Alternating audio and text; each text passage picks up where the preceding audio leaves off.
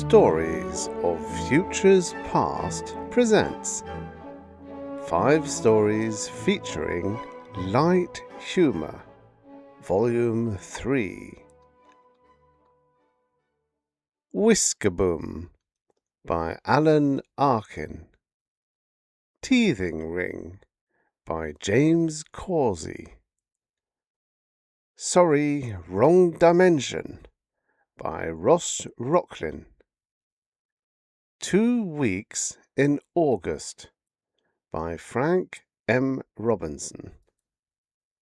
Woman's Touch by Evelyn E. Smith. Whiskaboom by Alan Arkin. Originally published in Galaxy Science Fiction, August 1955. Narrated by Tom Trussel.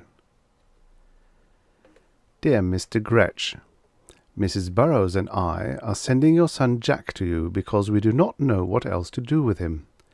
As you can see, we can't keep him with us in his present condition. Also, Jack owes us 2 weeks' rent, and, since Mrs. Burroughs and I are retired, we would appreciate your sending the money. It has been a dry year, and our garden has done poorly.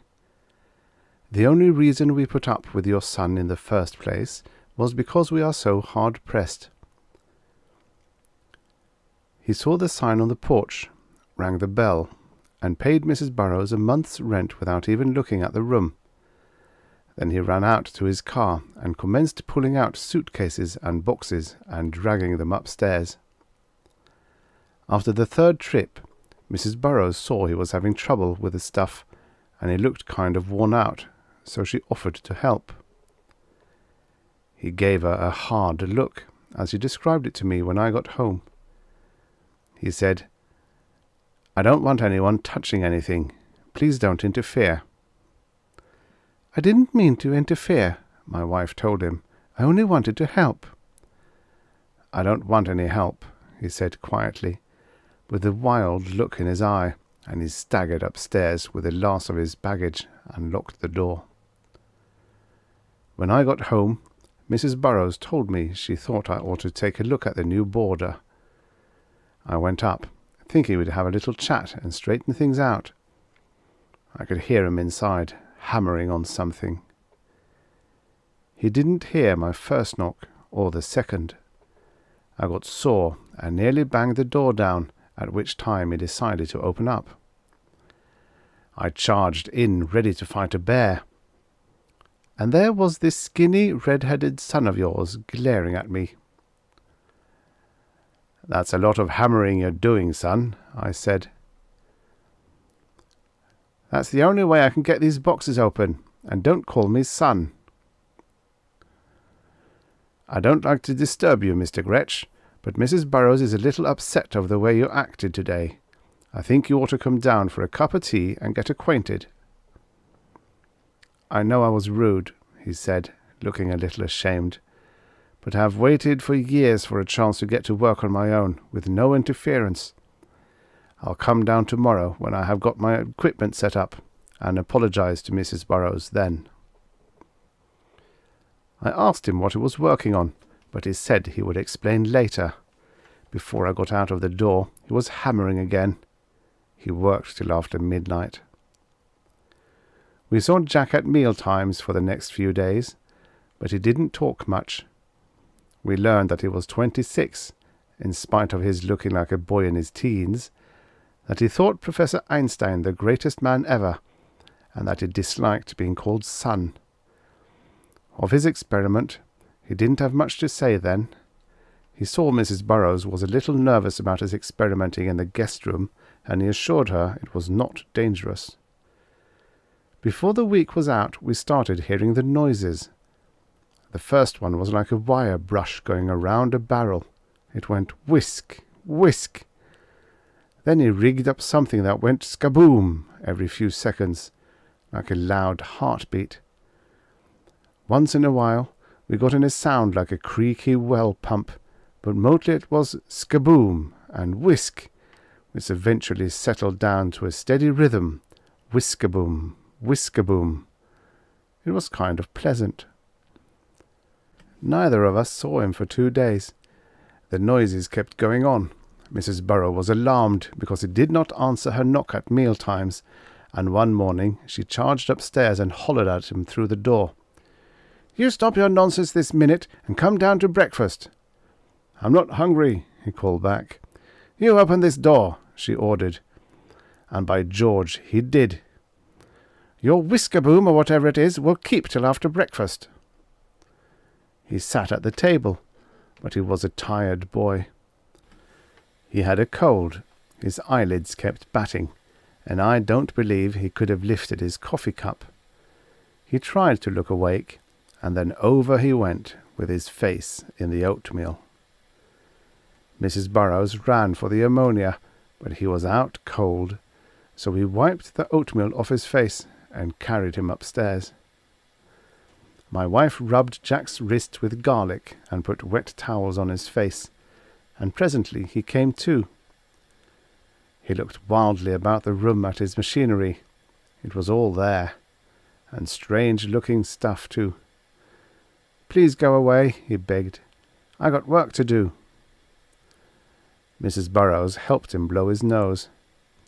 "There'll be no work for you, sonny, not until you're well. We'll take care of you." He didn't seem to mind being called Sonny. He was sick for a week, and we tended him like one of our own. We got to know him pretty well, and we also got to know you. Now, Mr. Gretsch, whatever you are doing in your laboratory is your own business. You could be making atomic disintegrators for all Jack told us, but he does not like or approve of it, and he told us about your running battle with him to keep him working on your project instead of his own. Jack tried to explain his ideas for harnessing time and what he called the reintegration principle. It was all so much Whiskaboom to us, so to speak, but we claimed it was for the good of mankind, which was fine with us. Jack tried to explain his ideas for harnessing time and what he called the reintegration principle. It was all so much Whiskaboom to us, so to speak, but he claimed it was for the good of mankind, which was fine with us. But he said you would not let him work it out because there was less money in it than in your project, and this is why he had to get away and work and worry himself into a collapse. When he got well, Mrs. Burrows told him, "From now on, you're going to have 3 meals a day and 8 hours sleep, and in between you can play on your Whiskaboom all you please." The Whiskabooming became as familiar to us as our own voices. Last Sunday, Mrs. Burrows and I came home from church about noon. She went inside through the front door to fix dinner. I walked around the house to look at the garden, and the moment I walked past the front of the house, I got the shock of my life. The house disappeared. I was too surprised to stop walking, and a step later I was standing at the back of the house, and it was all there. I took a step back, and the whole house vanished again. One more step, and I was at the front. It looked like a real house in front and in back, but there wasn't any in between. It was like one of those false front saloons on a movie lot, but thinner. I thought of my wife, who had gone into the kitchen, and for all I knew, was as thin as the house, and I went charging in the back door, yelling, "Are you all right?" "Of course I'm all right," she said. "What's the matter with you?" I grabbed her, and she was all there, thank heavens. She giggled and called me an old fool, but I dragged her outside and showed her what had happened to our house. She saw it too, so I knew I didn't have sunstroke, but she couldn't understand it any better than I. Right about then, I detected a prominent absence of Whiskabooming. "Jack!" I hollered, and we hurried back into the house and upstairs. Well, Mr. Gretsch, it was so pitiful I can't describe it. He was there, but I never saw a more miserable human being. He was not only thin, but also flat, like a cartoon of a man who had been steamrollered. He was lying on the bed, holding onto the covers, with no more substance to him than a thin piece of paper. Less. Mrs. Burrows took one of his shoulders between her thumb and forefinger, and I took the other, and we held him up. There was a breeze coming through the window, and Jack, well, he waved in the breeze. We closed the window and laid him down again, and he tried to explain what had happened. "Professor Einstein wouldn't have liked this," he moaned. "Something went wrong," he cried, shuddering. He went on gasping and mumbling, and we gathered that he had hooked up a circuit the wrong way. "I didn't harness the fourth. I chopped off the third dimension. Einstein wouldn't have approved." He was relieved to learn that the damage had been confined to himself and the house, so far as we knew. Like the house, Jack had insides, but we don't know where they are. We poured tea down him, and he can eat, after a fashion, but there never is a sign of a lump anywhere. That night, we pinned him to the bed with clothespins so he wouldn't blow off the bed. Next morning, we rigged a line and pinned him to it so he could sit up. "I know what to do," he said, "but I would have to go back to the lab. Dad would have to let me have his stuff and all sorts of equipment, and he won't do it." "If he thinks more of his money than he does of his own son," Mrs. Burrows said, "then he's an unnatural father." But Jack made us promise not to get in touch with you. Still, people are beginning to talk. The man from the electric company couldn't find the meter yesterday because it's attached to the middle of the outside wall and has vanished. Mr. Gretsch, we are parents, and we feel that you will not hesitate a moment to do whatever is necessary to get Jack back into shape. So despite our promise, we are sending Jack to you by registered parcel post airmail. He doesn't mind the cardboard mailing tube he is rolled up in, as he has been sleeping in it, finding it more comfortable than being pinned to the sheets.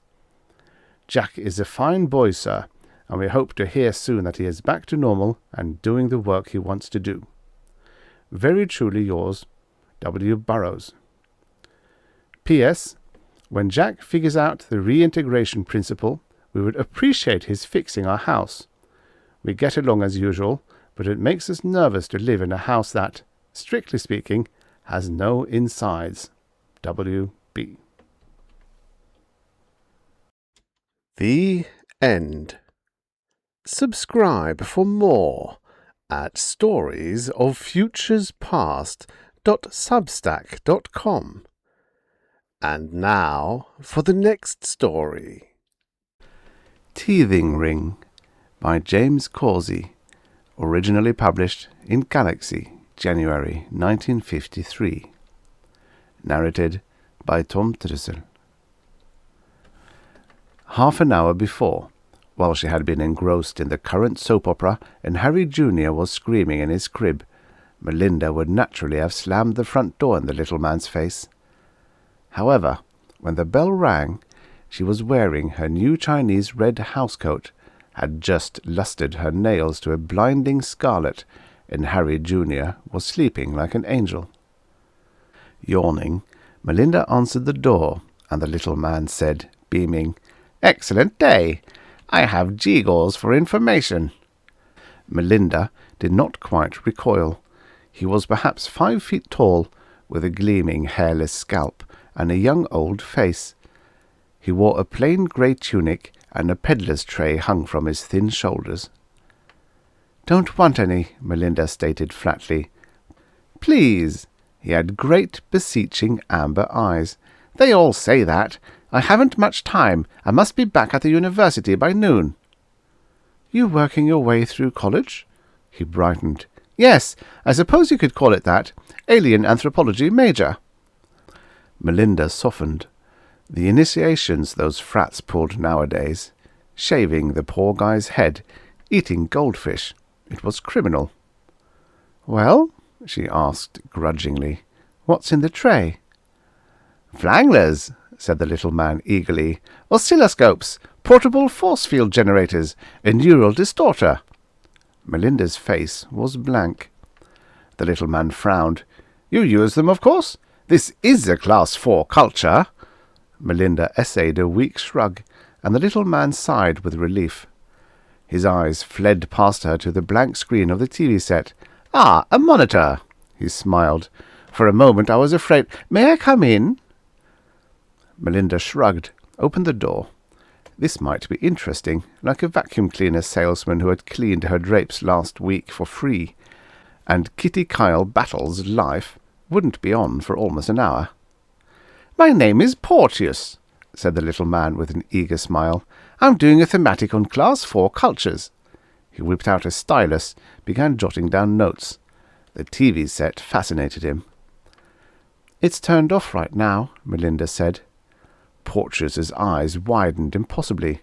"You mean," he whispered in horror, "that you're exercising Class 5 privileges? This is terribly confusing. I get doors slammed in my face when Class 4s are supposed to have a splendid gregarian quotient. You do have atomic power, don't you?" "Oh, sure," said Melinda uncomfortably. This wasn't going to be much fun. "Space travel?" The little face was intent, sharp. "Well," Melinda yawned, looking at the blank screen. "They've got Space Patrol, Space Cadet, Tales of Tomorrow." "Excellent! Rocket ships or force fields?" Melinda blinked. "Does your husband own one?" Melinda shook her blonde head helplessly. "What are your economic circumstances?" Melinda took a deep, rasping breath, said, "Listen, mister, is this a demonstration or a quiz program?" "Oh, my excuse. Demonstration, certainly. You will not mind the questions?" "Questions?" There was an ominous glint in Melinda's blue eyes. "Your delightful primitive customs, art forms, personal habits." "Look," Melinda said, crimsoning. "This is a respectable neighbourhood, and I'm not answering any Kinsey report, understand?" The little man nodded, scribbling. "Personal habits are taboo? I so regret. The demonstration." He waved grandly at the tray. "Anti-grav sandals? A portable solar converter. Apologizing for this miserable selection, but on Capella they told me—" He followed Melinda's entranced gaze, selected a tiny green vial. "This is merely a regenerative solution. You appear to have no cuts or bruises." "Oh," said Melinda nastily. "Cures warts, cancer, grows hair, I suppose." Porteous brightened. "Of course! I see you can scan. Amazing!" He scribbled further with his stylus, glanced up, blinked at the obvious scorn on Melinda's face. "Here, try it." "You try it. Now watch him squirm." Porteous hesitated. "Would you like me to grow an extra finger? Hair?" "Grow some hair?" Melinda tried not to smile. The little man unstoppered the vial, poured a shimmering green drop on his wrist, frowning. "Must concentrate," he said. "Thorium-based, suspended solution. Really jolts the endocrines. Complete control, see?" Melinda's jaw dropped. She stared at the tiny tuft of hair which had sprouted on that bare wrist. She was thinking abruptly, unhappily, about the chignon she had bought yesterday. They had let her buy that for $8 when with this stuff she could have a natural one. "How much?" she inquired cautiously. "A half-hour of your time only," said Porteous. Melinda grasped the vial firmly, settled down on the sofa with one leg tucked carefully under her. "Okay, shoot, but nothing personal." Porteous was delighted. He asked a multitude of questions, most of them pointless, some naive, and Melinda dug into her infinitesimal fund of knowledge and gave. The little man scribbled furiously, clucking like a gravid hen. "You mean," he asked in amazement, "that you live in these primitive huts of your own volition?" "It's a GI housing project," Melinda said, ashamed. "Astonishing!" He wrote, "Feudal anachronisms and atomic power side by side. Class 4s periodically rough it in the back-to-nature movements." Harry Jr. chose that moment to begin screaming for his lunch. Porteous sat, trembling. "Is that a security alarm?" "My son," said Melinda despondently, and went into the nursery. Porteous followed, and watched the ululating child with some trepidation. "Newborn?" 18 months, said Melinda stiffly, changing diapers. "He's cutting teeth." Porteous shuddered. "What a pity. Obviously atavistic. Wouldn't the crèche accept him? You shouldn't have to keep him here." "I keep after Harry to get a maid, but he says we can't afford one." "Manifestly insecure," muttered the little man, studying Harry Jr. "Definite paranoid tendencies." "He was 2 weeks premature," volunteered Melinda. "He's real sensitive." "I know just the thing," Porteous said happily. "Here." He dipped into the glittering litter on the tray and handed Harry Jr. a translucent prism. "A neural distorter. We use it to train regressors on Rigel 2. It might be of assistance." Melinda eyed the thing doubtfully. Harry Jr. was peering into the shifting crystal depths with a somewhat strained expression. "Speeds up the neural flow," explained the little man proudly. "Helps tap the unused 80%. The pre-symptomatic memory is unaffected due to automatic cerebral lapse in case of overload. I'm afraid it won't do much more than cube his present IQ, and an intelligent idiot is still an idiot, but—" "How dare you!" Melinda's eyes flashed. "My son is not an idiot! You get out of here this minute and take your things with you!" As she reached for the prism, Harry Jr. squalled. Melinda relented. "Here," she said angrily, fumbling with her purse. "How much are they?" "Medium of exchange?" Porteous rubbed his bald skull. "Oh, I really shouldn't, but it'll make such a wonderful addendum to the chapter of malignant primitives. What is your smallest denomination?" "Is $1 okay?" Melinda was hopeful. Porteous was pleased with a picture of George Washington. He turned the bill over and over in his fingers, at last bowed low and formally, apologized for any taboo violations, and left via the front door. "Crazy fraternities," muttered Melinda, turning on the TV set. Kitty Kyle was dull that morning. At length Melinda used some of the liquid in the green vial on her eyelashes, was quite pleased at the results, and hid the rest in the medicine cabinet. Harry Jr. was a model of docility the rest of that day. While Melinda watched TV and munched chocolates, did and redid her hair, Harry Jr. played quietly with the crystal prism. Toward late afternoon, he crawled over to the bookcase, wrestled down the encyclopedia, and pored through it, gurgling with delight. He definitely, Melinda decided, would make a fine lawyer some day, not a useless putterer like Big Harry, who worked all hours overtime in that damned lab. She scowled as Harry Jr., bored with the encyclopedia, began reaching for one of Big Harry's tomes on nuclear physics. One putterer in the family was enough. But when she tried to take the book away from him, Harry Jr. howled so violently that she let well enough alone. At 6:30, Big Harry called from the lab, with the usual despondent message that he would not be home for supper. Melinda said a few resigned things about cheerless dinners eaten alone, hinted darkly what lonesome wives sometimes did for company, and Harry said he was very sorry, but this might be it, and Melinda hung up on him in a temper. Precisely 15 minutes later, the doorbell rang. Melinda opened the front door and gaped. This little man could have been Porteous's double, except for the black metallic tunic, the glacial grey eyes. "Mrs. Melinda Adams?" Even the voice was frigid. "Yes, why?" "Major Nord, Galactic Security." The little man bowed. "You were visited early this morning by one Porteous." He spoke the name with a certain disgust. "He left a neural distorter here, correct?" Melinda's nod was tremulous. Major Nord came quietly into the living room, shut the door behind him. "My apologies, madam, for the intrusion. Porteous mistook your world for a Class 4 culture instead of a Class 7. Here." He handed her the crumpled dollar bill. "You may check the serial number. The distorter, please." Melinda shrunk limply onto the sofa. "I don't understand," she said painfully. "Was he a thief?"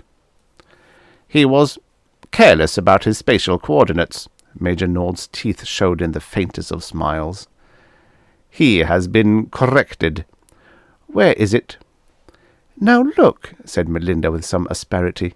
"That thing's kept Harry Jr. quiet all day. I bought it in good faith, and it's not my fault. Say, have you got a warrant?" "Madam," said the Major with dignity, "I dislike violating local taboos, but must I explain the impact of a neural distorter on a backwater culture? What if your Neanderthal had been given atomic blasters? Where would you have been today? Swinging through trees, no doubt. What if your Hitler had force fields?" He exhaled. "Where is your son?" In the nursery, Harry Jr. was contentedly playing with his blocks. The prism lay glinting in the corner. Major Nord picked it up carefully, scrutinizing Harry Jr. His voice was very soft. "You said he was playing with it?" Some vestigial maternal instinct prompted Melinda to shake her head vigorously. The little man stared hard at Harry Jr., who began whimpering. Trembling, Melinda scooped up Harry Jr. "Is that all you have to do? Run around frightening women and children? Take your old distorter and get out. Leave decent people alone." Major Nord frowned. If only he could be sure. He peered stonily at Harry Jr., murmured, "Definite egomania. It doesn't seem to have affected him. Strange." "Do you want me to scream?" Melinda demanded. Major Nord sighed. He bowed to Melinda, went out, closed the door, touched a tiny stud on his tunic, and vanished. "The manners of some people," Melinda said to Harry Jr. She was relieved that the Major had not asked for the green vial. Harry Jr. also looked relieved, although for quite a different reason. Big Harry arrived home a little after 11. There were small worry creases about his mouth and forehead, and the leaden cast of defeat in his eyes. He went into the bedroom, and Melinda sleepily told him about the little man working his way through college by peddling silly goods, and about that rude cop named Nord, and Harry said that it was simply astonishing, and Melinda said, "Harry, you had a drink." "I had 2 drinks," Harry told her owlishly. "You married a failure, dear. Part of the experimental model vaporized. Whoosh! Just like that. On paper it looked so good." Melinda had heard it all before. She asked him to see if Harry Jr. was covered, and Big Harry went unsteadily into the nursery, sat down by his son's crib. "Poor little guy," he mused. "Your old man's a bum, a useless tinker. He thought he could send man to the stars on a string of helium nuclei. Oh, he was smart. Thought of everything. Auxiliary jets to kick off the negative charge, bigger mercury vapor banks, a fine straight thrust of positive alpha particles." He hiccuped, put his face in his hand. "Didn't you ever stop to think that a few air molecules would defocus the stream? Try a vacuum, stupid." Big Harry stood up. "Did you say something, son?" "Gerfel," said Harry Jr. Big Harry reeled into the living room like a somnambulist. He got pencil and paper, began jotting frantic formulae. Presently he called a cab and raced back to the laboratory. Melinda was dreaming about little bald men with diamond-studded trays. They were chasing her. They kept pelting her with rubies and emeralds. All they wanted was to ask questions, but she kept running. Harry Jr. clasped tightly in her arms. Now they were ringing alarm bells. The bells kept ringing, and she groaned, sat up in bed, and seized the telephone. "Darling!" Big Harry's voice shook. "I've got it! More auxiliary shielding plus a vacuum! We'll be rich!" "That's just fine," said Melinda crossly. "You woke the baby." Harry Jr. was sobbing bitterly into his pillow. He was sick with disappointment. Even the most favourable extrapolation showed it would take him 19 years to become master of the world. An eternity. 19 years.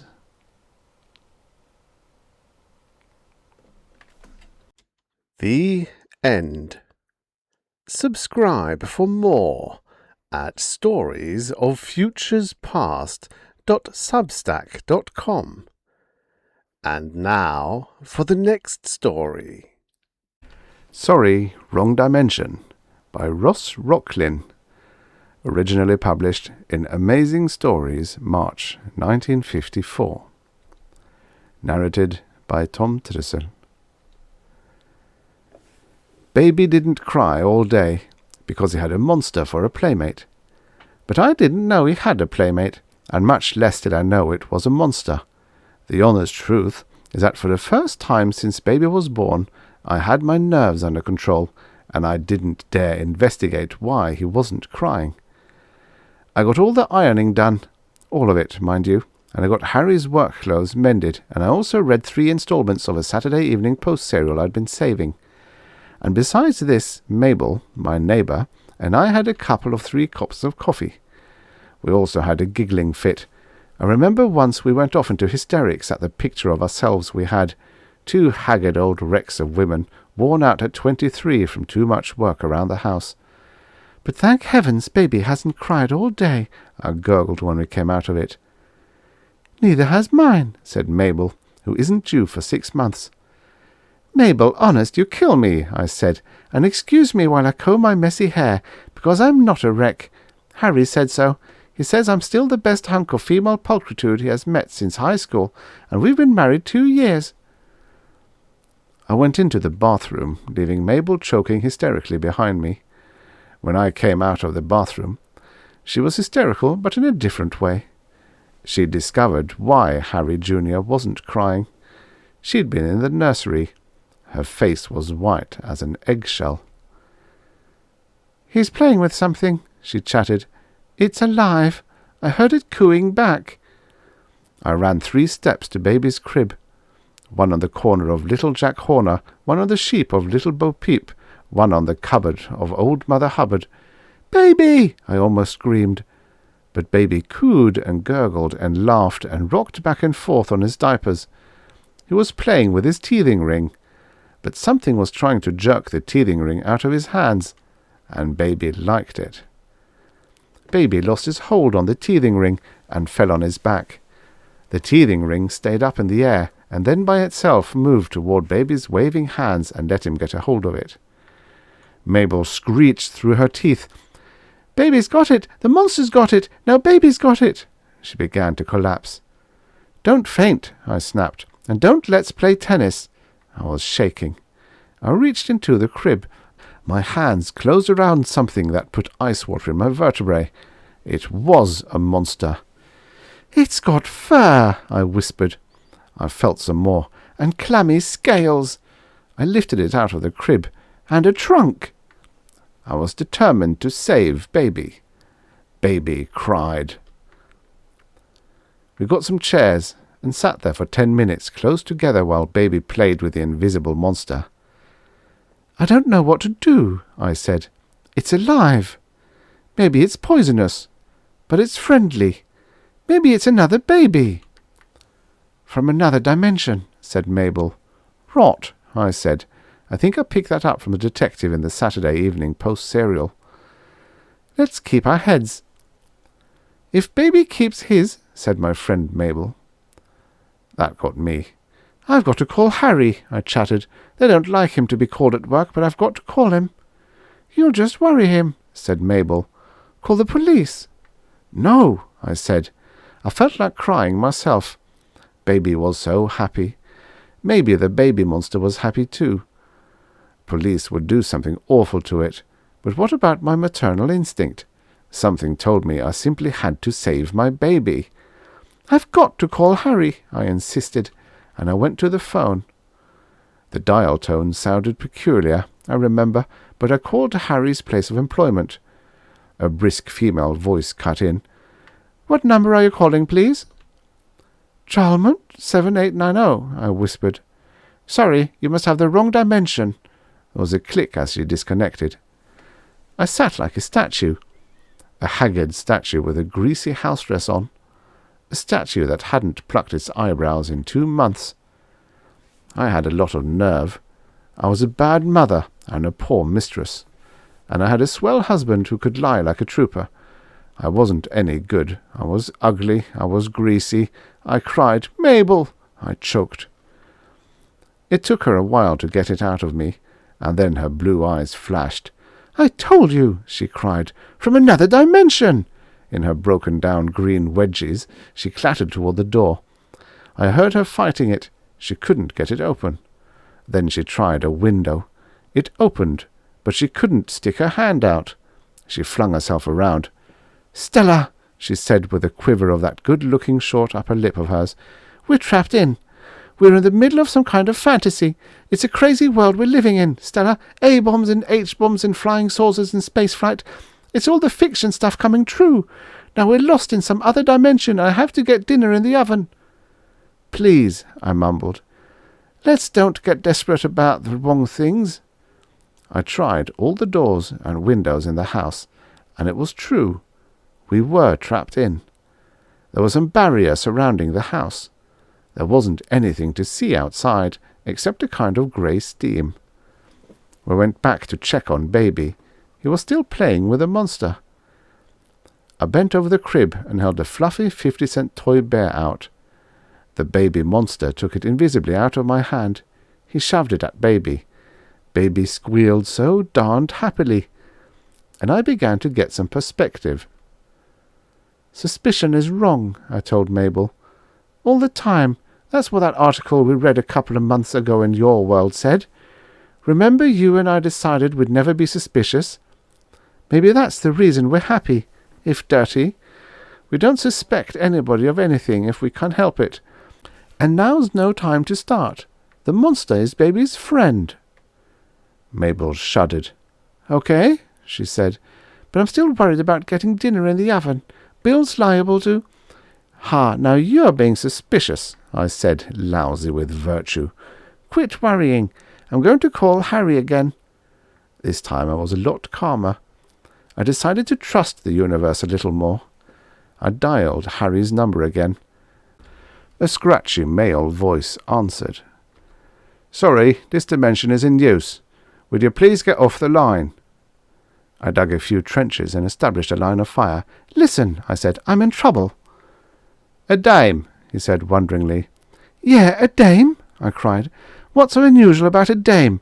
Why does every male in Kingdom Come get that note in his voice when he talks with a dame? Sure, I'm a dame, a good-looking dame. I'd like to punch you in the eye to prove it." He laughed. He must have turned away from the phone. "It's a dame." "Okay, find out what she wants." "Spill it," he said into the phone. I spilled it. "What's that address again?" he asked. I told him.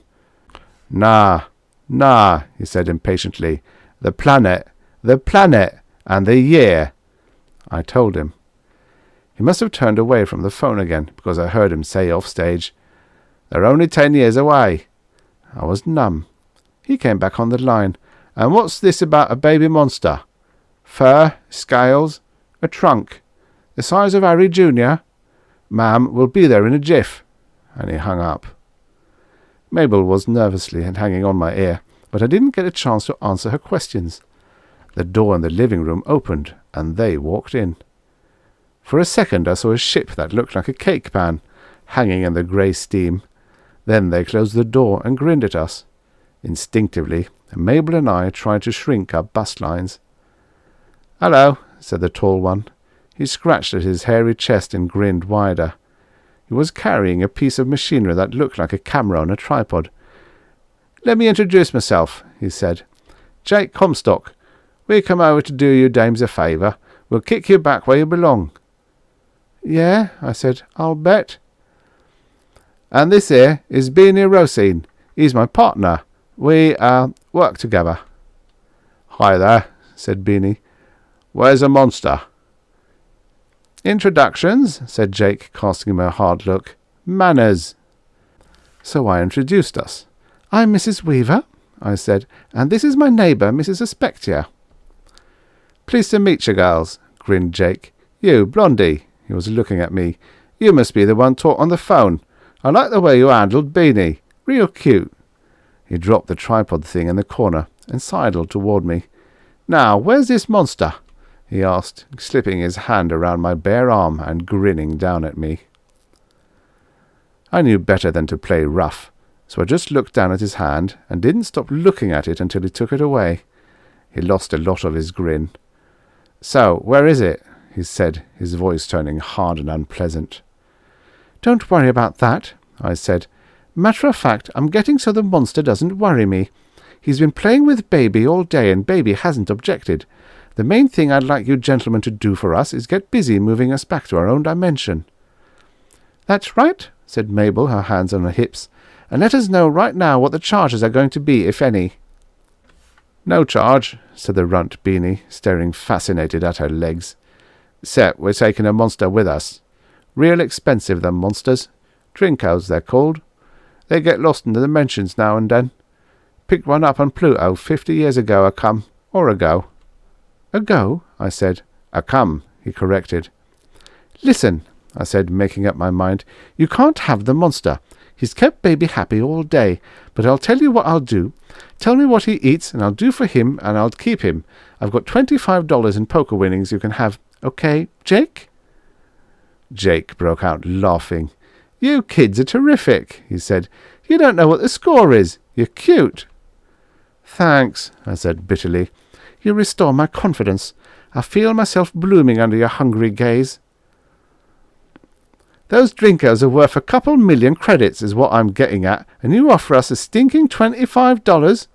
Tell you what, Blondie," he winked at me, "you kids are overworked. One look and you can tell that. Well, Beanie and me've got a little cabin up in Dimension L, cut off from everything. The four of us can go there and have a fine old time. We could stay there a month and still get you back here in time to kiss your husbands when they get in from work. What do you say, Blondie? And you can keep the Drinko."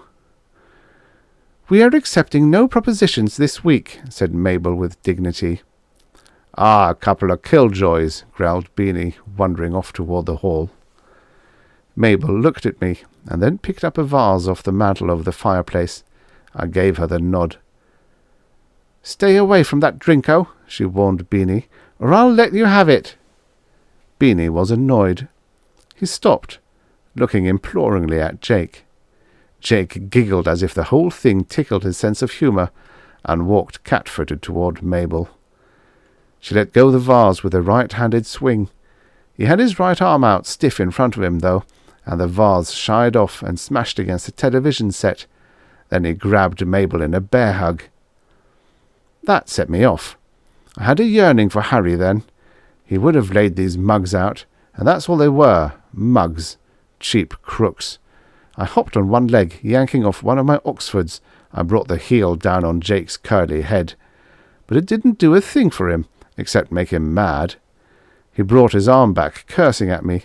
He'd caught me on my lipstick. I remember being surprised that he was actually knocking me out. But that's what he did. When I woke up, the first thing I knew was that Harry Jr. was screaming. I groggily stood up and stepped over Mabel, who was just beginning to moan. I went to the nursery and grabbed up my baby. "Don't cry," I begged him. "Don't be mad. I'll get your Drinko back. Those dirty thieves, I'll get it back." I held him under one arm, his pants dripping. I think I looked like a Pekingese with my hair over my eyes. I went to the phone, dialed Harry's number, and got the same routine. "I don't have the wrong dimension," I cried before the operator could hang up. "This is an emergency. A couple of crooks stole my Drinko. Please get me the Dimension Police." "You have a Drinko?" the operator asked cautiously. "There must be some mistake. You are calling from Earth, from 1954? I'm sorry. Congress ruled Earth 1954 could not be connected with the Dimension System. It would be impossible for you to own a Drinko." "Some crooks from 1964 stole my Drinko," I insisted. "One moment, please. The supervisor informs me that this is an unauthorized call. It will be necessary to conduct a police investigation." There were clickings, there were buzzings, there were groups of fuzzy, far-off voices, and finally the police came in. "A couple of crooks stole my baby's Drinko," I repeated loudly. "I demand my rights as a Dimension citizen." "Two thieves confiscated your Drinko," a dry voice said. "Very well. Describe them, please. Describe characteristic phrases, expressions, and voice intonations also. I described them. Very good. Did you say Earth, 1954? Excellent. Only a matter of 6 dimensions in 30 years. We shall investigate immediately. He hung up. Hi, Stella, said Mabel, up on one elbow and looking fuzzily at me. You think I'll get out of this in time to get Bill's dinner in the oven? Bill's so darn touchy about dinner. Teach him a lesson, then, I snapped, disgusted with her, and running to the door because somebody was knocking there. Train him, disappoint him, break his pattern, don't have dinner.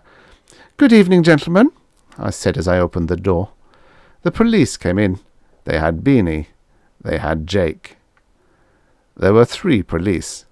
The one in front, a young, nice-looking one, touched his cap and smiled quietly. Here's your drinko, ma'am, he said, but I already knew the drinker was back. Harry Jr. stopped crying. He gurgled happily. Somehow I was willing to bet he could see the drinko. I put him on the floor, and the policeman put the drinko on the floor. It was beautiful, those squeals that came from my baby. The young policeman smiled again, a quiet, tanned smile. We want to thank you, ma'am. These 2 are the worst criminals in the dimension system. I want you to know that you may have the drinko as a reward for your part in apprehending them. Also, I wish to say that I admire you for your tripper in pretending to be a dimension citizen, when, of course, you are not. Trippo? Spunk, if you prefer. Well, I had to get my baby's drinko back, I said. Naturally, he smiled. Drinkos make wonderful pets. The day may come when Earth 1954 will be connected with the dimension system, and then more drinkos will be available. Can't we, I asked, just stay alone in a quiet nook of space? My thought too, said Mabel, getting to her feet at last and throwing her hair back. And is there any chance of getting out of here? It's exciting, thrilling, and romantic, but Bill still has to eat. Immediately, madam. It is merely a matter of disengaging the chronobeam, which happened to become tangled, in space-time, with the gravitonic structure of the neutronic chronofield.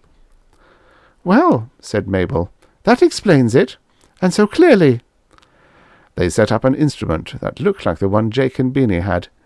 They sighted along the diagonals of the room, and pressed buttons. Then they opened the door. In 2 minutes, ma'am, the smiling cop said. Good day. This is my hope that we shall meet again. They disappeared out the door.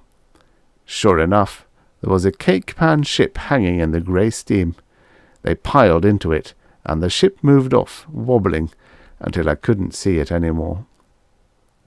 A minute later, the grey steam melted away, and so did Mabel. Harry came home on schedule. Baby has hardly cried all day, I told him happily. What a relief! I got a lot of your old clothes mended, and I read 3 installments of the Saturday Evening Post serial. Fine, said Harry, looking around. What else happened? Not much, I said, deciding to break it to him gradually, except we got a drinko. I took him into the nursery. Baby was sound asleep. I suppose the drinko was too. There he is, I said, pointing to the depression at the foot of the crib. That's the drinko. I told Harry the whole story. He listened with a straight face. Well, he said, what thrilling adventures you have. Tell me, isn't this sort of thing sometimes too exciting? Not at all, I said, deciding to feed his stomach before I really tried to convince him. It all comes under the heading of the drab, routine duties of a housewife. Come on now, dinner's ready. The end. Subscribe for more at storiesoffuturespast.substack.com. And now for the next story. 2 Weeks in August by Frank M. Robinson. Originally published in Galaxy Science Fiction, February 1951. Narrated by Tom Trussel. I suppose there's a guy like McCleary in every office. Now, I'm not a hard man to get along with, and it usually takes quite a bit more than overly bright remarks from the office boy to bother me. But try as I might, I could never get along with McCleary. To be as disliked as he was, you have to work at it. What kind of a guy was he? Well, if he came down to the office one day proud as punch because of something little Johnny or Josephine had said, it was a sure cinch that McCleary would horn in with something his little Louis had spouted off that morning. At any rate, when McCleary got through, you felt like taking Johnny to the doctor to find out what made him subnormal. Or maybe you happened to buy a new Super 8 that week and were bragging about the mileage, the terrific pickup, and how quickly she responded to the wheel. Leave it to McCleary to give a quick rundown on his own car that would make you feel like selling yours for junk at the nearest scrap heap. Well, you see what I mean. But by far the worst of it was when vacation time rolled around. You could forgive a guy for topping you about how brainy his kids are, and you might even find it in your heart to forget the terrific bargain he drove to work in. But vacation time was when he'd really get on your nerves. You could pack the wife and kids in Old Reliable and roll out to the lake for your 2 weeks in August. You might even break the bank and spend the 2 weeks at a poor man's Sun Valley. But no matter where you went, when you came back, you'd have to sit in silence and listen to McCleary's account of his vacation in the Adirondacks, or his tramp in the Canadian wilds, or maybe even the old French Quarter. The trouble was, he always had the photographs, the ticket stubs, and the souvenirs to prove it. Where he got the money, I'll never know. Sometimes I'd tell the wife about it, and she'd sniff and wonder what kind of shabby house they lived in that they could afford all the other things. I never looked him up myself. Tell you the truth, I was afraid I'd find the McClearys lived on Park Avenue. Now you look forward to a vacation all year, but particularly during the latter part of July, when, what with the heat and the stuffy office, you begin to feel like a half-done hot dog at a barbecue. I was feeling even worse than usual as I was faced with spending my 2 weeks in my own backyard, most of my vacation dough having gone to pay the doctor. The only thing I minded was having McCleary find out about it and seeing that phony look of sympathy roll across his fat face while he rambled on about the vacation he was going to have. It was lunchtime, and we had just finished talking about the latest on television and what was wrong with the administration and who'd win the pennant when Bob Young brought up the subject of vacations. It turned out he was due for a trip to the Ozarks, and Donnelly was going after walleye pike in northern Wisconsin. I could sense McCleary prick up his ears clear across the room. "How about you, Bill?" Donnelly asked me. "Got any plans?" I winked heavily and jerked a thumb warningly toward McCleary, making sure McCleary couldn't see the gesture. "My vacation is really going to be out of the world this time," I said. "Me and the wife are going to Mars. Dry, you know. Even better than Arizona for her sinus." Even with the wink, they were caught off guard for a minute. "Mars?" Donnelly said feebly, edging his chair away. "Yeah, sure. Great place. Never been there myself, though." Young just gaped, then grinned as he caught on. "I understand it's a wonderful spot," he chipped in. I casually peeled a hard-boiled egg the wife had packed in my lunch bucket and leaned back in my swivel chair. "It's really swell," I said dreamily, but loud enough so McCleary couldn't help but overhear. Drifting down the Grand Canal at evening, the sun a faint golden disk behind the crystal towers of Marsport. I let my voice drift into a long sigh and reached for Donnelly's sack of grapes. About this time, McCleary had gnawed his way through a big pastrami sandwich and waddled over. He stood there expectantly, but we carefully ignored him. "Always wanted to go myself," Donnelly said in the same tone of voice he would have used to say he'd like to go to California someday. "Pretty expensive, though, isn't it?" Expensive? I raised a studiedly surprised eyebrow.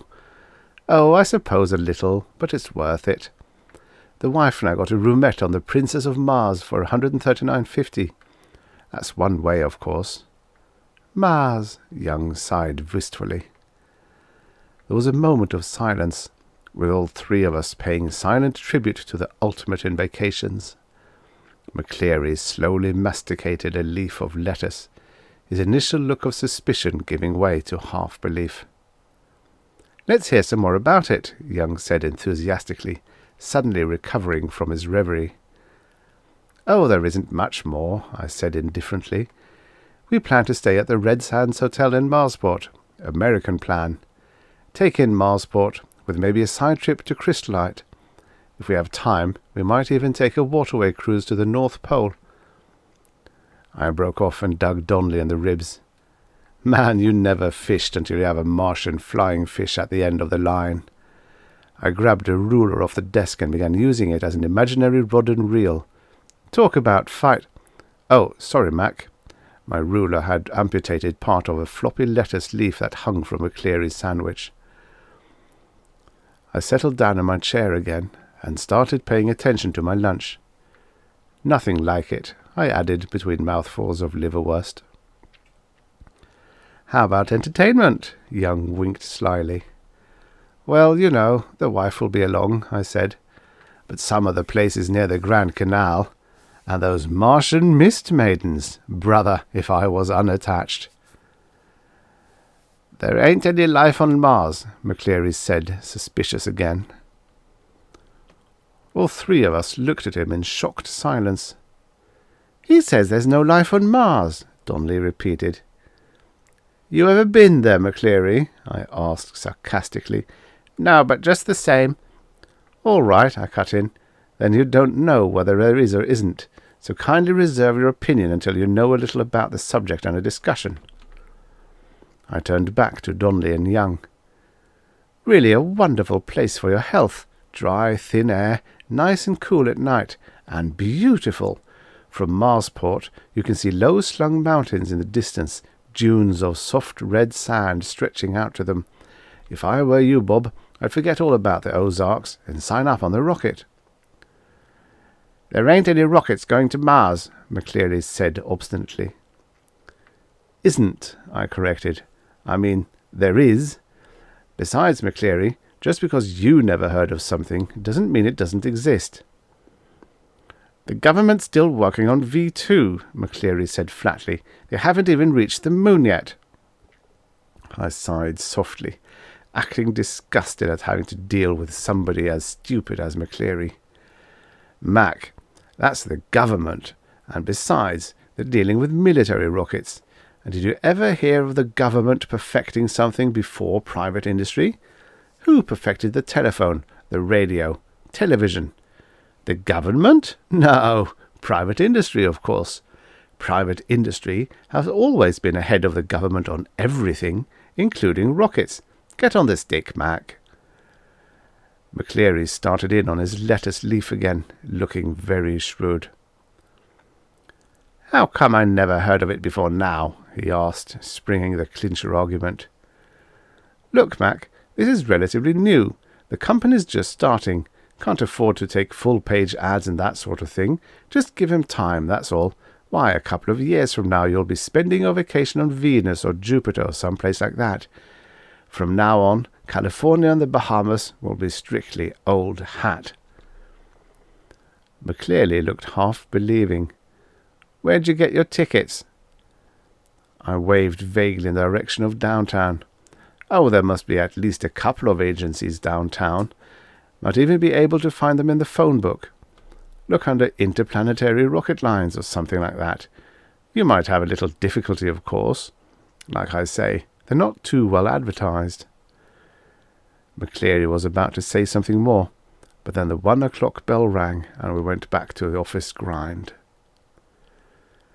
Well, McCleary didn't say anything more about it the next day, even though we'd throw in a chance comment about Mars every now and then, as if it were the most natural thing in the world, but Mac didn't rise to the bait.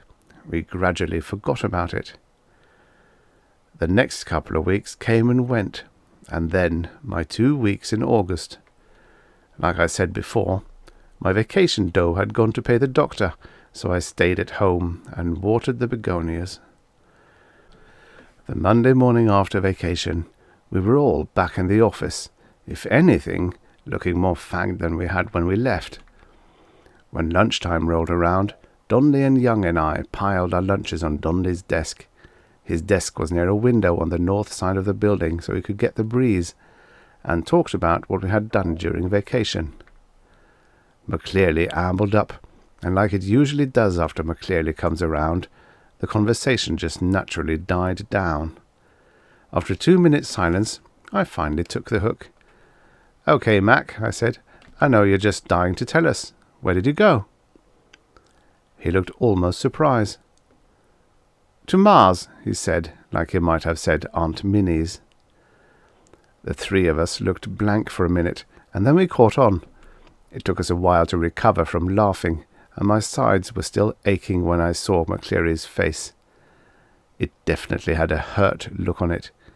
"You don't think I did?" he accused us. "Oh, come off it, McClearly," I said crossly. "A gag's a gag, but it can be carried too far. Where'd you go? California? Oregon? Some place like that?" "I said I went to Mars," McClearly repeated hotly, "and I can prove it." "Sure," I said, "like I can prove the world's flat, and it's supported by 4 elephants standing on a turtle's back like the old Greeks." I cut off. McClearly had thrown a couple of pasteboards on the desk, and I picked them up. The printing on it was like you see on a Pullman ticket. It said something about a roomette, first-class passage on the Martian Prince for $154.75, and there was even a place where they had the tax figured. In 2 blanks at the top of the ticket, they had it filled out to E.C. McCleary and wife. The bottom half was torn off, just like they do with train tickets. "Very clever," I said, "but you shouldn't have gone to all that trouble to have these printed up." McCleary scowled and dropped a little bunch of Kodachrome slides on the desk. I took one and held it up to the light. It showed Mac and his wife mounted on something that looked like a cross between a camel and a zebra. They were at the top of a sand dune, and in the distance you could see the towers of a city. The funny thing was, the towers looked a little, but not much, like minarets, and the sand dunes were coloured a beautiful pink. I passed it on to Donnelly and Young and started leafing through the rest. They were beautiful slides. McCleary and spouse in front of various structures in delicately tinted marble and crystal city. McCleary in a pink and black boat on a canal that looked as wide as the Mississippi. McCleary standing on a strangely carved sandstone parapet, admiring a sunset caused by a sun looking half as big as ours. And everywhere were the dunes of pink sand. "Pictures can be faked, Mac," I said. He looked hurt and got some things out of his desk. A sateen pillow with scenes like those on his snapshots. An urn filled with pink sand. A tiny boat like a gondola, only difference. A letter opener made out of peculiarly bubbly pink glass. They were all stamped, "Souvenir of Mars," and that kind of junk you don't have made up for a gag. I know mass-produced articles when I see them. "We couldn't afford the first-class tour," McCleary said expansively, "but I figure we can cover that next year." He turned to me puzzledly. I asked the passenger agent about the Princess of Mars, and he said he had never heard of the ship, and it's Mars City, not Marsport. Couldn't understand how you made a mistake. "It was easy," I said weakly. I pointed to the pasteboard ducats. "Where'd you get these, Mac?" He waved generously in the direction of downtown. "Like you said, there's a couple of agencies downtown." You know, sometimes I think we misjudged McCleary. It takes a while to get to know a guy like Mac. Maybe his Louis is brighter than Johnny, and maybe his Chugmobile is something terrific. For the last few years, all on account of Mac, My 2 weeks in August have been really well spent. Beautiful. Why, from Mars City you can see low-slung mountains in the distance and dunes of soft red sands stretching out to them. And the sunsets, when you're standing on the parapets of that delicate crystal city. And man, fishing in the Grand Canal. How do you get to Mars? There's probably a couple of agencies in your own town. You can look them up in your phone book under Vacation at the Planets of Pleasure, or something like that. They might be a little difficult to find, though. You see, they're not very well advertised yet. The end. Subscribe for more at storiesoffuturespast.substack.com. And now for the next story. Woman's Touch by Evelyn E. Smith. Originally published in Super Science Fiction, February 1957. Narrated by Tom Trussel. Now don't get the idea that this is a universe-shaking assignment, Captain Harnick warned the 4 young people. The planet's of no particular importance, otherwise we would never have assigned an untried team. Yes, sir, Ned McComb and Danny Field said dutifully. However, Harnick wasn't worried about them. It was the anticipatory gleam in their wives' eyes that he didn't like. Pity the men had to be allowed to take their spouses along, but the Extrasolar Survey Service would never be able to get anyone to accept a 5-year term of duty on a remote planet without that accommodation. And of course, he thought with sour complacence, at the end of the 5 years, the men would be even sorrier than he was. True, it's an Earth-type planet, but only in the sense that it has an atmosphere we can breathe. And, I repeat, he added, looking straight into Judy Field's snapping black eyes, please remember that we have no intention of colonizing Furbish. It's much too far from the other inhabited systems for such a project to be economically sound. Yes, sir, Judy said meekly. We just want to set up a fueling and repair station here. And maybe look over the minerals, Jane McComb finished, to see if there's anything which could be used in running the station and or worth transporting to other systems. Yes. Captain Harnick was gratified to see that his lectures during the voyage had not fallen upon deaf ears. On the other hand, he was not exactly pleased to have words taken out of his mouth. We would like to have the planet charted as thoroughly as possible, of course, but please do not try to go beyond the scope of your admittedly limited means. Yes, sir, Ned and Dan agreed. Now comes the part about the natives, Judy said to Jane in what might have been intended as a whisper. They nodded at each other. Captain Harnick managed to keep his temper by reminding himself that he wasn't going to see the whole lot of them again for 5 years. As far as we know, from Commander Furbish's preliminary service, there are no hostile life forms on the planet. However, it might be as well to take precautions. I should think so indeed, Judy put in. The highest life form present, in fact, the only life form on the planet outside of vegetation, does appear to be humanoid in structure, but, again, I cannot stress this fact too strongly. The creatures are far from being human. They are of a very low order of intelligence, probably even lower than the terrestrial great apes, since they not only have no group organization, but do not appear able to communicate with one another in any way. Fortunately, I might add, because this precludes the possibility of any accusation of the exploiting and enslaving of inferior races, with which the terrestrial government has so often been charged, unjustly of course. The 4 members of the survey team nodded solemnly, if a trifle uncomprehendingly. The creatures have shown no disposition to interfere with us, and your orders are to leave them alone. Do not, on the one hand, attempt to domesticate them, or, on the other, to hunt them, for food or any other purpose. Judy and Jane gave indignant gasps. Your attitude toward the indigenous life forms is a most important factor. The captain looked fiercely at the girls. It was the women, he had found, who tended to cause most trouble in this area. The terrestrial government does not wish to assume responsibility for any local fauna. All we want of Furbish is to check it, map it, and establish one small station here. Is that clear? Yes, sir, the survey team said.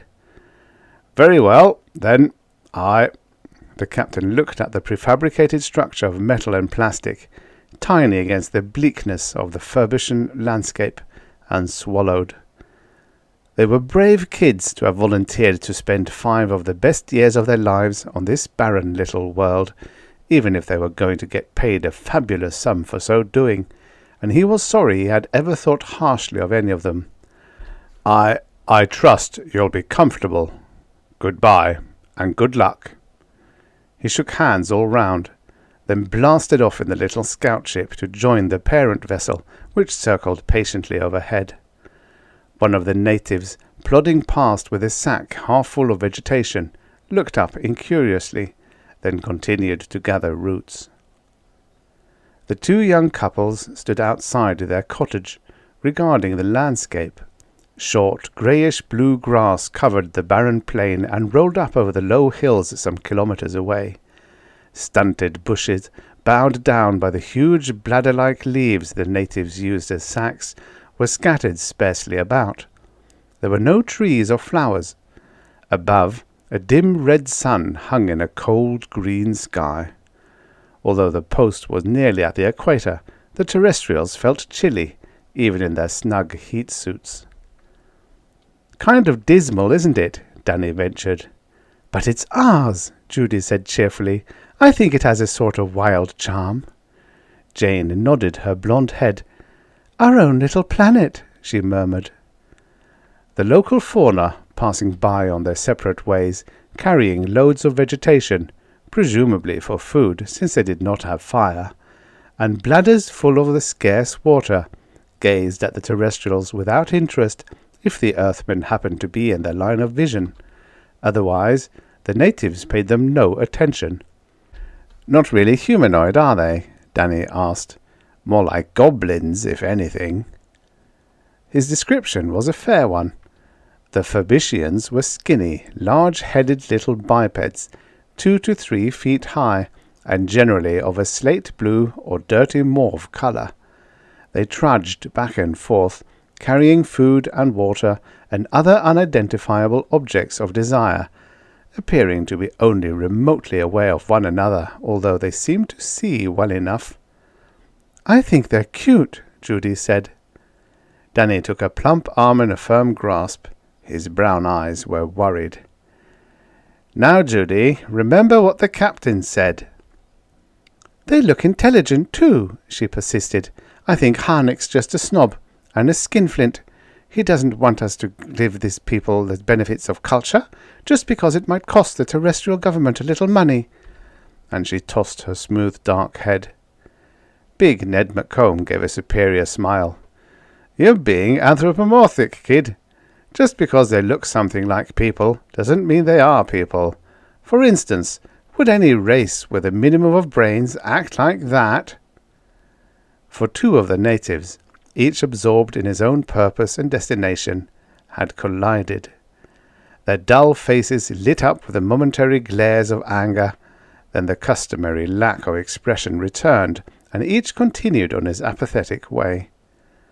Well, the poor things can't communicate. Jane sprang to the defence. Maybe they don't have vocal cords. Listen, Shug, Ned said. You don't have to have vocal cords in order to communicate. There are other ways of getting a message across besides talking. You mean like telepathy? I mean like gestures, hitting a stone with a stick, anything. The only reason these things don't communicate is because they have nothing to say. Anyhow, they do have vocal cords, Danny contributed. Listen. One of the natives who had been in the collision had looked over his shoulder for a parting glare at his opponent, and had, therefore, run smack into a third native who was gathering roots with his eyes on the ground. Apparently, this was too much for Native A. He threw a stone at Native C.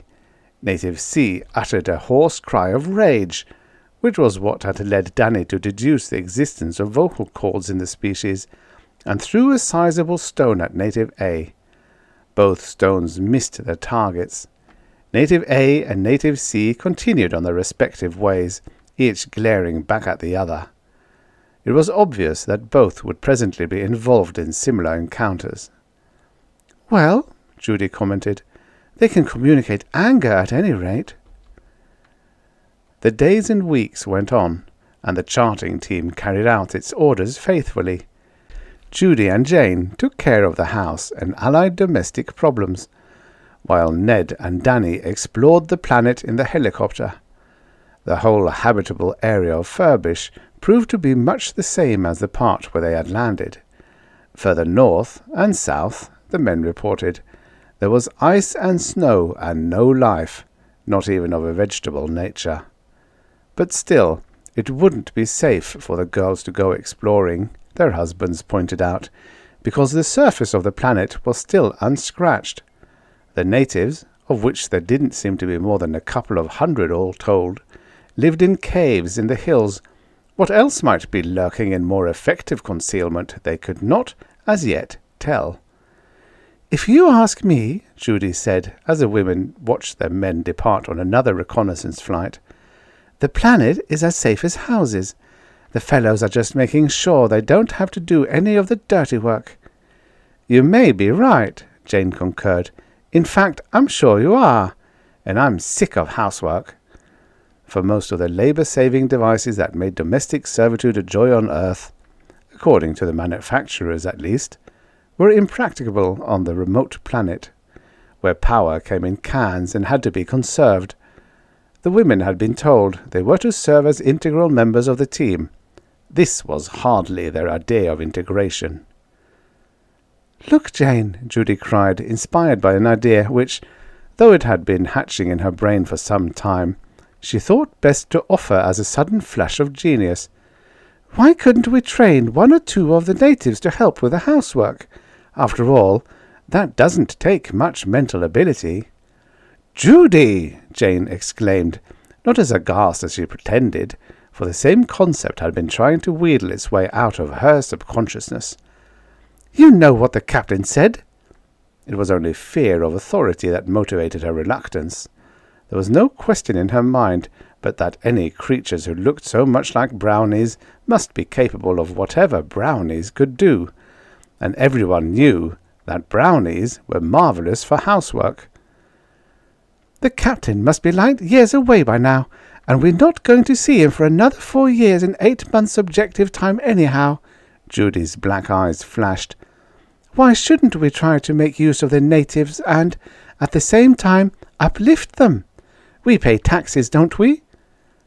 "But he said something about exploitation." "Naturally, we're not going to make slaves of them. We'll pay them. Oh, something.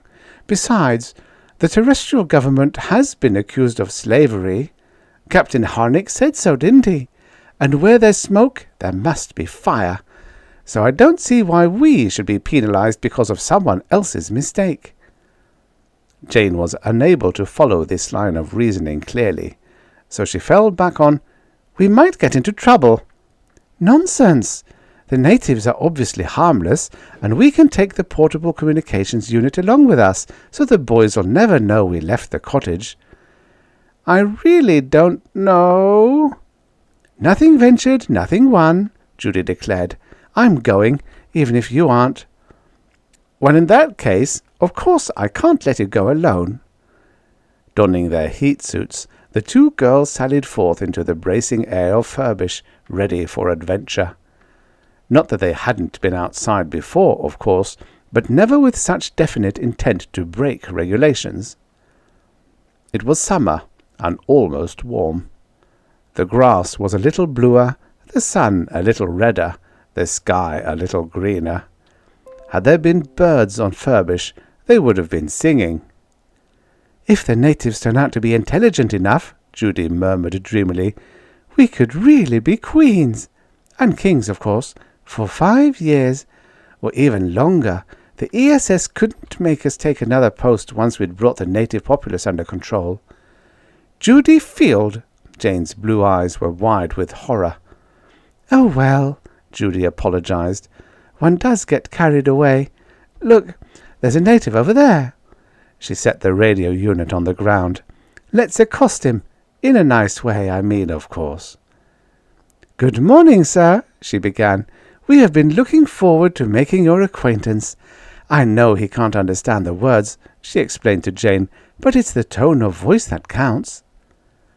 The native glared at Judy out of malignant pink eyes and attempted to duck under her right arm. She sidestepped him neatly. "We are your friends." He tried to get past her on the other side. "We're friends," Judy yelled, chasing left. "We come in peace." The native whirled and found Jane behind him. "Don't be frightened," she quavered. "We're friends." With a cry of rage, the native lowered his head and charged. He was outweighed, but Jane was unnerved. She fell sprawling. The native walked across her prostrate body and made off. When he was a few meters away, however, he paused to look at them. Apparently they had succeeded in arousing some interest. "Copter calling cottage," the radio chose to announce at that moment. "Copter calling cottage, over to you." "Help, Judy!" Jane screamed. "Help! I can't get up!" Judy ran to tug at her prostrate comrade, but Jane, although more slender, was taller and weighed a lot in the heat suit. Moreover, she was so stiff with fright that she couldn't move. The radio continued to squawk. "Copter calling cottage! Can you hear us? What's the matter?" Judy straightened up and looked about her wildly. "Copter calling cottage! Copter!" She ran over to the radio and threw the switch. "Cottage to copter," she replied, gasping for breath. "Everything's just fine." "Help, Judy!" Jane screamed again, just before Judy switched the set over. Judy rushed back to her fallen comrade. "What's the matter?" Ned's voice demanded frantically. "Why was Jane screaming? What's wrong? Answer me, for God's sake!" Having managed to haul Jane to a sitting position, Judy wiped the hair off her own grimy forehead and dashed back to stoop over the radio. "Lunch was burning," she panted. "Everything is." "Judy, he's throwing stones." Sure enough, the native had decided that hurling rocks at them would be interesting and appropriate.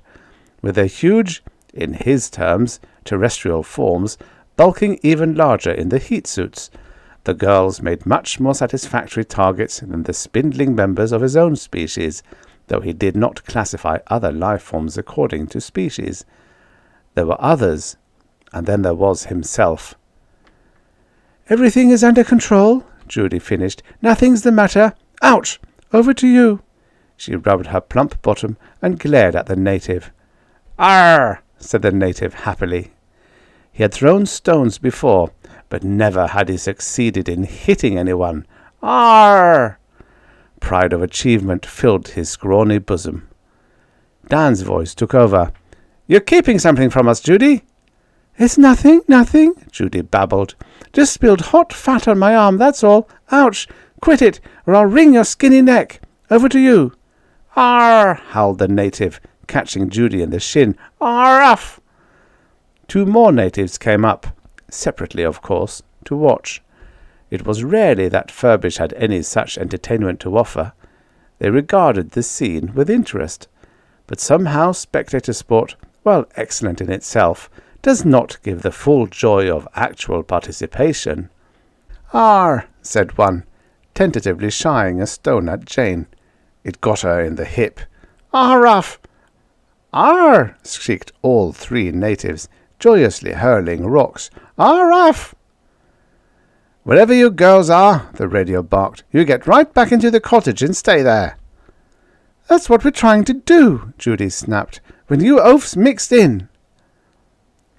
Except for a few bruises, The girls were none the worse for their experience. However, the disappointed natives soon discovered that the cottage made an even better target for their rocks than the people. Since the prefabs were intended for use on a variety of planets, and hence had been built to endure storm, flood, and fire, as well as unanticipatable indigenous disasters, the mere bouncing of rocks off their metal and plastic sides could not inflict any serious damage, but the incessant thumping against the walls got on the girls' nerves, particularly as the natives' number, as well as their skill, seemed to be on the increase. It was a relief to hear the sound of the helicopter. Fortunately, the Furbishians did not shift their attention to the vehicle or to the husbands inside it. Not being human, they were not sportsmen, and so preferred a large stationary target to a small moving one.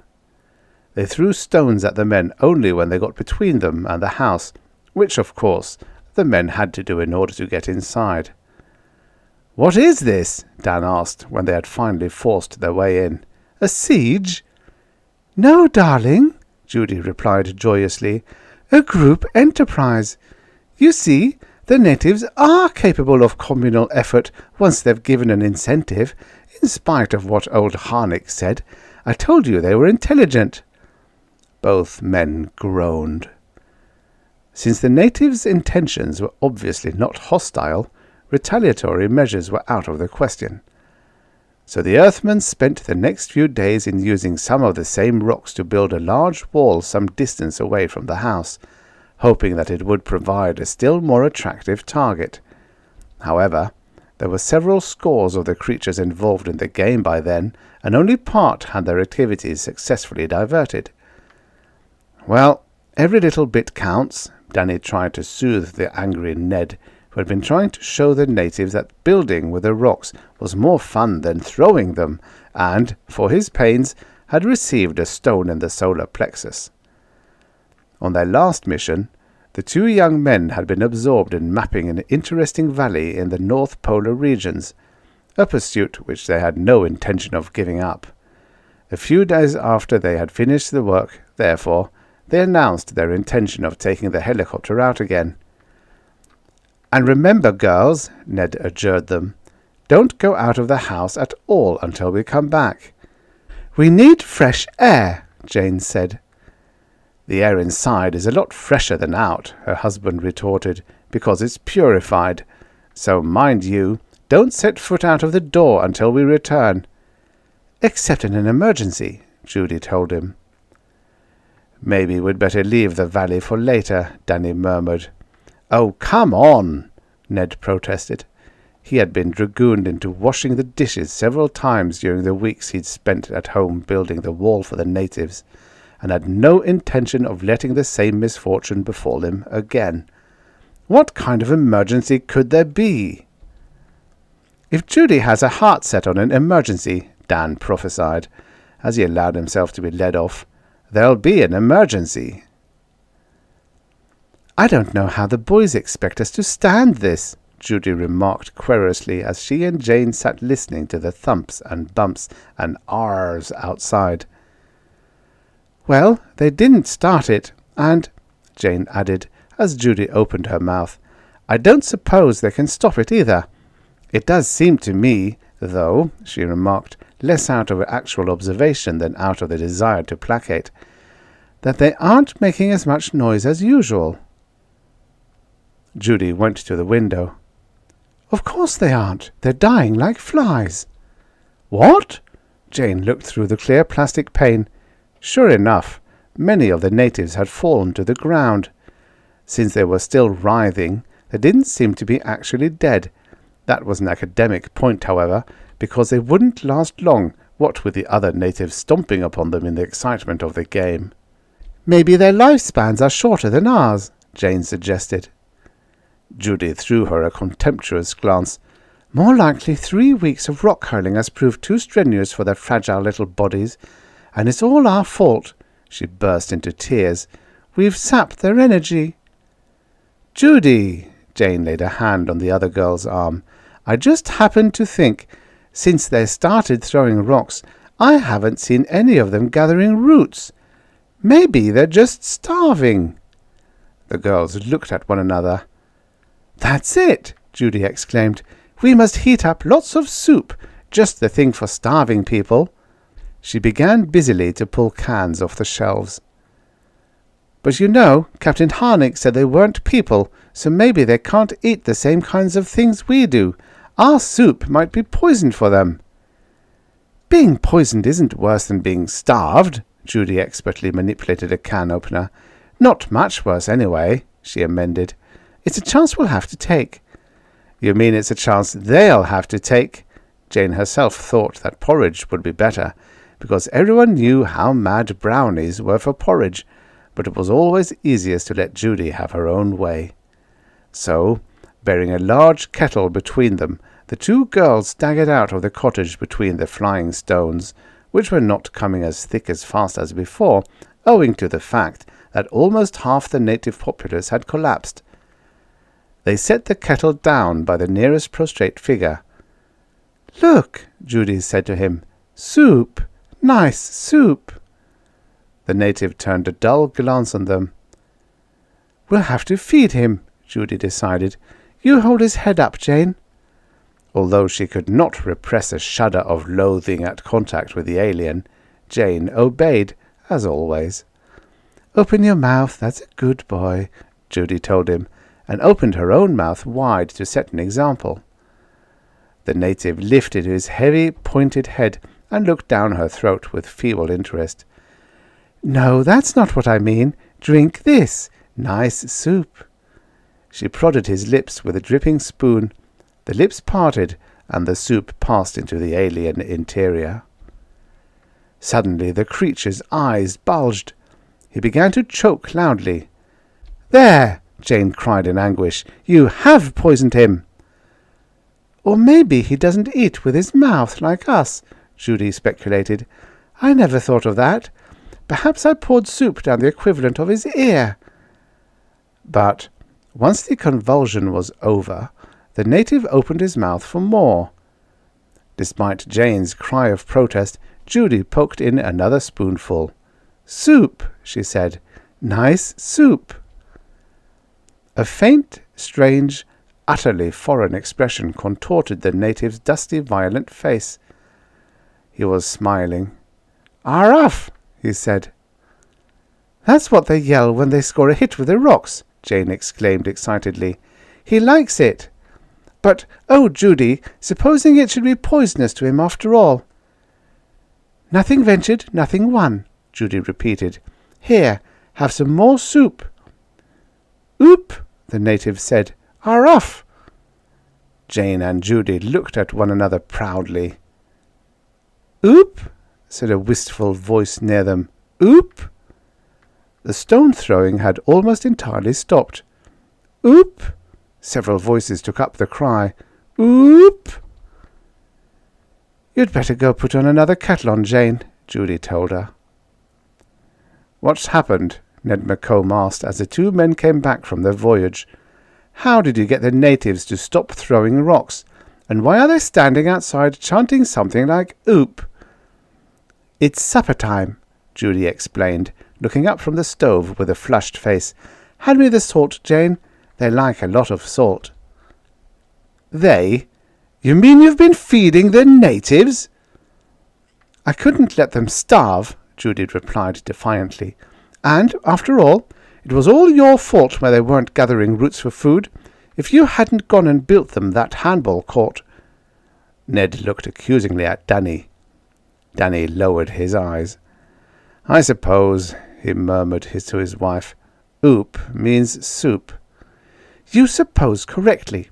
And if you two weren't such stubborn mules, you would realize that it was very clever of them to have learned the word. Get me the dehydrated potatoes, please, Jane. They're very nourishing." Danny took off his helmet and ran his hands through his thick brown hair. "All right. So what if they do have a higher intelligence than Furbish thought? That still doesn't make them people. Still less does it make them our responsibility. How long are you proposing to run this soup kitchen, dear? You know, we were left with food supplies for 4, not 40, or 400. They don't eat as much as we do, Jane put in, obviously quoting, because of being smaller, and there are a lot of emergency stores in case Captain Harnick and the ship never come back, on account of being eaten by monsters or something. You thought we didn't know about that, she said proudly, but we did.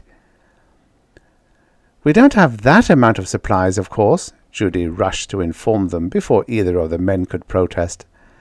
As soon as I've got the natives organized, Ned and Dan exchanged glances, I plan to teach them more efficient ways of gathering roots, so that they'll have time for both work and play. And I don't suppose you had planned to organize a few to do your housework, had you? Dan asked penetratingly. Well, naturally, I would be spending a good deal of time on the project, so I should expect to get what help I could with my regular duties. The captain said, Ned began. The captain said the natives weren't intelligent, and he only warned us not to make pets of them or kill them. He said fortunately we couldn't exploit them, which of course I wouldn't do even if we could. Anyhow, I believe it was Ned who tried to get them to help build the handball court, wasn't it? What can we do? Danny asked. Harnick isn't here, and she is. Now remember this, girls, Ned admonished them, for the men were off on another mission, to chart the South Pole this time. Not that it was really so urgent, but the cottage had begun to take on the aspect of a Salvation Army mission, and was no longer homelike. Feed the natives if you must, but don't let any inside the house. How will we train them to do the housework then? Judy wanted to know. It'll be a long time before you can get them to do that, Dan said diplomatically. Why not try to teach them English first? They'll need to know it in order to follow your directions. That's true, Judy admitted. And it'll be a nice, healthy, out-of-doors occupation for you too. Ned pinched his wife's pale cheek. You've been knocking yourself out, Shug. I haven't worked half as hard as Judy has, Jane protested loyally, and she does all the thinking besides. Yeah, said Ned, she sure does. Why don't you take yourself a rest too, Jude? When the copter had gone, Judy sat herself down at the table with pencil and paper. We must compile a list of suitable words to teach them. Let's figure out which ones are most important. Broom, she said aloud as she scribbled. And sink, and dust, and laundry. There was a thump at the door. They looked at each other. Under the lure of food, plus the attractions of a second handball court, the natives had been persuaded to withdraw their athletic endeavours from the vicinity of the house, so the knock could not be the result of a fortuitous stone. Jane looked out of the window. It's a very little native, and is banging a can on the door. How cute! Since there weren't enough serving utensils, cans had been distributed to the natives to be used as dishes.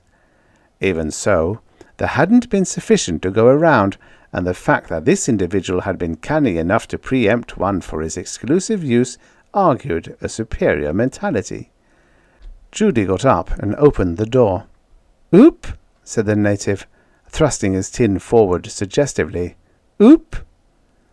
It isn't time for supper, dear. The native gave her a winning smile and proposed an alternative. Orridge? He said. Orridge? Both girls gasped. The natives had been fed other things besides soup, but heretofore none had used any word other than oop to describe food generically or specifically. Obviously he has linguistic aptitude, Judy decided. Just the one to start teaching English to. Come on in, dear. She opened the door wider. Judy, you remember what the boys said? Oh, them? I can't give English lessons outside with all the natives throwing stones and howling.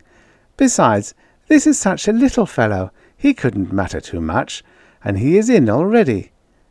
Which was undeniably true. The diminutive creature was not only in, but engaged in tasting Judy's pencil. Orridge? It said dubiously. No, dear, pencil. Judy removed the implement from his grasp and made demonstrative marks on the paper. "Ensel," the native agreed, putting out a small slate-blue hand for it. After a moment of hesitation, Judy allowed him to have the pencil. He took the paper and made marks of his own. "Udi," he said proudly, handing the paper back to her. His satisfaction was entirely justified, for on the paper there was a primitive but very lifelike drawing of Judy herself. "It isn't really so surprising," she said stoutly. "After all, they do live in caves. And why are you wrinkling up your nose like that, Jane?" "Oh, not the picture. It's just that, well, I didn't like to say it, but it is a little close in here, and—" Jane looked apologetically at the native. He beamed at her. "I expect it's a difference in metabolism." "I expect it's dirt," Judy contradicted. "I've often wondered whether they'd stay the same colour if they were washed. Now's my chance to find out. How would you like a nice bath, dear?" "Arth?" the creature repeated. "Orridge." "After your bath, that is." Judy was already filling a large basin with warm water. "But, Judy, maybe he isn't washable." "What do you think he'll do? Shrink? Or run?" Judy looked at the native. "Come to think of it, he might run at that. Why don't you get out some of the music tapes, Jane, and play them to distract him?" But the native loved being bathed. He loved the music tapes, and, at the end of his ablutions, he stood revealed as the possessor of not only a beautiful cerulean skin, but a fine, true soprano. By the time Ned and Dan had returned from the South Pole, the Fabrician Glee Club had been formed. "I'd hoped to have come and gone before Christmas," Captain Harnick sighed discontentedly. "These isolated outposts are so depressing at holiday time." "But think of the personnel, sir," the pilot told him with gentle reproach. "They have to spend all their time here." "You're right, Wilkins," the captain admitted shamefacedly. "It's a hard, dull life for them, and Furbish is particularly bad. Only 4 people to an otherwise uninhabited planet. They must go mad with the monotony. The weeks must seem like months, the months like years, the years—" "Uninhabited, did you say?" Wilkins interrupted. "I could have sworn I saw a village down there. Of course, it is growing dark, but still— Aha, there it is." The captain leaned forward and peered into the dusk below. "By George, you're right. There seem to be a good 24 houses there. Now how could that have happened?" "Good solid stone buildings, too. Definitely not native huts." "Of course, the survey team was composed of both males and females," the captain muttered.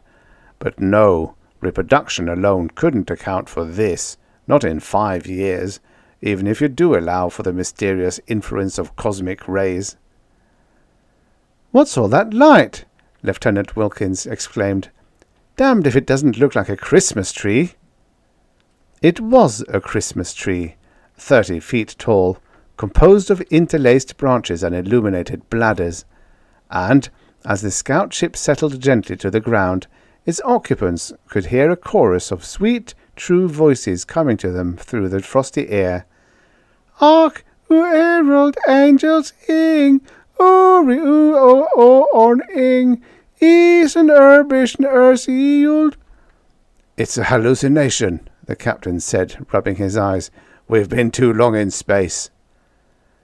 Lights came moving toward them through the darkness, and there was a babble of excited voices. "Captain Harnick!" Ned McComb cried. "We thought you were never coming." All 4 members of the survey team crowded around the scout ship, shaking hands and talking at once. They looked fit, the captain noticed, although thin and strangely pale in the torchlight. "We have so much to tell you," Judy cried. "So much has been happening here. We've hardly had time to turn around. I never knew 5 years could pass so rapidly." Harnick and Wilkins looked at one another, They climbed out of the ship and saw the choristers. A dozen small creatures in soft, lovely hues of blue and violet, standing in a semicircle nearby, regarding the newcomers without fear as they continued to pipe lustily. Island night, only light, all is arm, all is right. You're entirely wrong about the natives, you know. Judy linked her arm through the captain's as she drew him through the cottage. They're not only remarkably intelligent, but talented. Don't they sing beautifully? And you should see the murals they've done. The natives? Suspicion became certainty. Then this, the captain thundered, pointing to the neat rows of stone houses, is their work. You've enslaved them. But you said there was no intelligent life on this planet, sir, Wilkins protested, bewildered. The captain shrugged. The fauna didn't seem to be intelligent, but the preliminary survey was sketchy. We may have been mistaken. We didn't even think they could communicate with one another. They couldn't, Judy told him. It simply had never occurred to them to communicate, because they hadn't anything to say at that time. But we gave them something to say, Jane added happily. And something to do also, the captain grunted. You've exploited the poor beasts, making them build houses and— Don't misunderstand, Captain, Dan said with a peculiar smile. The natives aren't exploited. They love what they're doing, and what's been done for them. And besides, Ned contributed, it was we who built the houses for them. Shame they should have to live in caves like animals. There aren't nearly enough buildings yet, but after all, there are only 4 of us. I think we did pretty well considering. And it's been so rewarding too. Jane flung open the door of the prefab as she spoke. It was, Harnick noticed, by far the least imposing edifice in the community. You must listen to some of the music they've composed. Lucky thing we brought a recorder with us. You undoubtedly want to take some of the tapes back with you. Welcome, gentlemen. They were greeted by a bright blue native who was lolling in the best chair and showed no signs of rising. Udi, it or he complained, is ordinary. I've shown you how to work the thermostat there, Judy said gently as she adjusted the device. They don't seem to have any aptitude for mechanical things, she explained as she removed her heat suit. But they're so marvellous in the arts, you couldn't really ask for more. I'm afraid, sir, Wilkins whispered, that the terrestrial government has another colony on its hands. The captain nodded gloomily. They removed their heat suits. The temperature of the room was much too low for terrestrial comfort, and there was a peculiar odour which seemed to be emanating from a large pot that bubbled on the stove. None of the standard rations allotted to the team could possibly smell like that, Harnick knew. He hoped the young people had not been experimenting with the local vegetables. There was a regulation against that. Either there was something wrong with the light or with his eyes, for the faces of the 4 team members appeared to have a distinct bluish tinge. On the other hand, Lieutenant Wilkins's visage seemed as comfortably rosy as ever. You won't recognize the place, sir, Ned declared enthusiastically as he took their suits. We've built them tennis courts and a swimming pool. They're as apt at sports as art. Only thing they don't seem to take to, Dannyfield murmured, is work. The other 3 glared. Culture is far more important, his wife snapped, and I trust you'll be able to spare us a lot more personnel for the post, she addressed Harnick, because we need to build a stadium, and possibly a museum, and a school, of course. You don't want to go back, then? Wilkins asked curiously. All 4 shook their heads. We have a mission here now, Judy said. Look, Harnick protested, knowing it was no use. The Earth government's intention was only to use Furbish as a fueling and repair station. Fuel? Judy snorted. I don't know whether it would even be right to let the government ships land here. Those coarse, uncultured crews might contaminate our natives. They're so impressionable, you know. But isn't it wonderful? Jane the peacemaker put in. "How they've thrived on terrestrial food. I think that must have a lot to do with the remarkable way they've developed." Harnick's anger was lost in shock. "You mean you've been giving them your rations? But surely there wasn't that much food, even with the emergency stores." "Well," said Judy, "they don't eat as much as we do, of course. And you'd be surprised how tasty their native roots are. We've grown quite fond of them. In fact, I doubt whether we'd be able to stomach terrestrial food by now." The odour from the pot grew stronger and even less appetizing. There was nothing wrong with either the light, Harnick realized, or his eyes. The faces of the 4 members of the survey team were really quite blue. The end. To help save more of the forgotten stories of futures past, visit storiesofffuturespast.substack.com/about.